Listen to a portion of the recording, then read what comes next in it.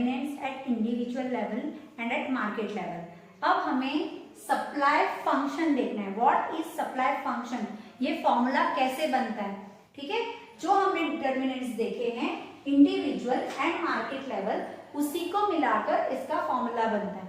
हमें individual level पे supply function के क्या देखे थे, राइट। तो एस एक्स का मतलब होता है supply for the commodity x के बारे में हम सोच रहे हैं। एफ फंक्शंस में first price of commodity x, price of commodity x कितनी है, राइट, वो हमने यहाँ कंसीडर किया। पीओ का मतलब होता है price of other goods.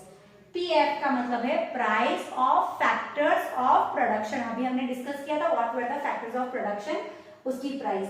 ST state of technology, T taxation policies of the government, and G goal, जो हमारा main objective of the firm क्या है। ये एस एक्स यानी सप्लाई के बारे में ऑफ एक्स कमोडिटी के बारे में उसके फंक्शंस बता रहे हैं eight individual level. Individual supply function, इसे क्या बोलेंगे, इंडिविजुअल सप्लाई फंक्शन। इसी तरह से मार्केट लेवल पर price of commodity x, other goods, factors of production, state of technology, taxation and goals, ये सारी चीजें जो इंडिविजुअल लेवल पर है वो तो है ही, राइट। और इसके साथ नंबर ऑफ फर्म्स, एन क्या बता रहा है, how many number of firms are there. हमने देखा था ना मार्केट सप्लाई में 3 पॉइंट्स में, how many number of firms है। फिर एफ बता रहा है what are the future expectations, हमारे गुड्स के बारे में फ्यूचर एक्सपेक्टेशंस क्या है। एंड एम ये बता रहा है means of transportation and communication. ये हमारा सप्लाई फंक्शन है, individual supply function and market supply function. ये फॉर्मूलाज कैसे बने हैं, इंडिविजुअल लेवल तो इसमें मार्केट में आते ही है, उसके साथ 3 और पॉइंट्स मार्केट फंक्शन में ऐड हो जाता है। Is that clear? आपको अभी तक समझ में आ रहा होगा कि हमने डिमांड चैप्टर पढ़े हैं, सिर्फ यहाँ पर टर्म्स डिफरेंट हो गए, बाकी सारी चीजें, डिमांड शेड्यूल था वहाँ पर, यहाँ पे सप्लाई शेड्यूल है, वहाँ पे फंक्शंस ऑफ डिमांड थे, यहाँ पे फंक्शंस ऑफ सप्लाई है।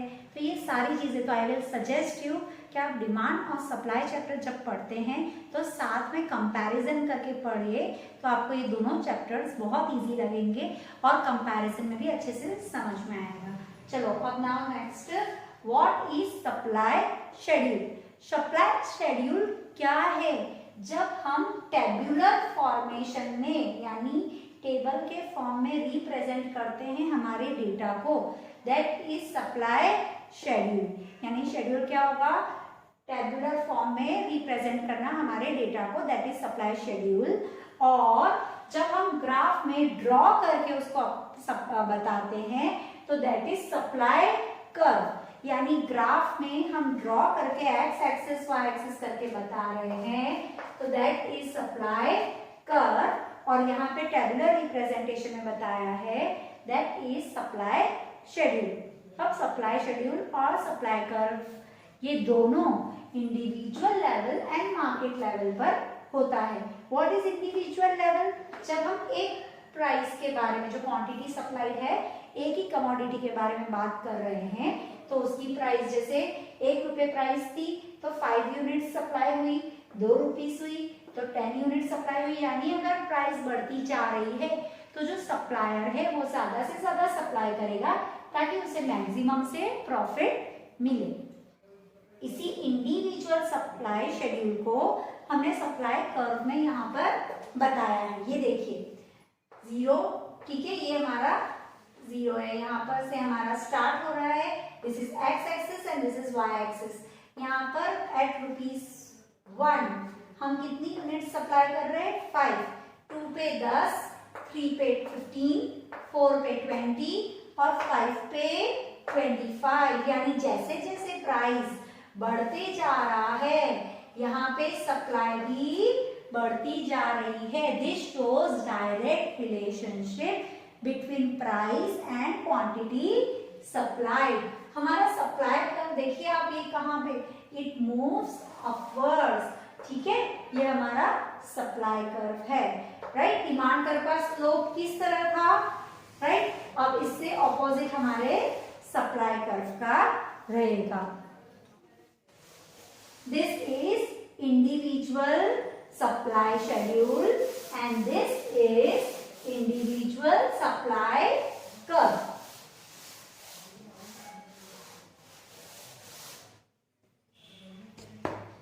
ना ये मार्केट सप्लाई शेड्यूल है, इसमें supply of goods A and supply of goods B, दो गुड्स के बारे में बात की गई है। हम फर्स्ट जब प्राइस 1 रुपी है तब supply of goods A 5 units, 2 पे 10, 3 पे 15, 4 पे 20 और 5 पे 25 कर रहे हैं। सप्लाई ऑफ गुड्स बी कितनी हो रही है? 1 पे 10, 2 पे 20, 3 पे 25, 4 पे 35 और 5 पे 40।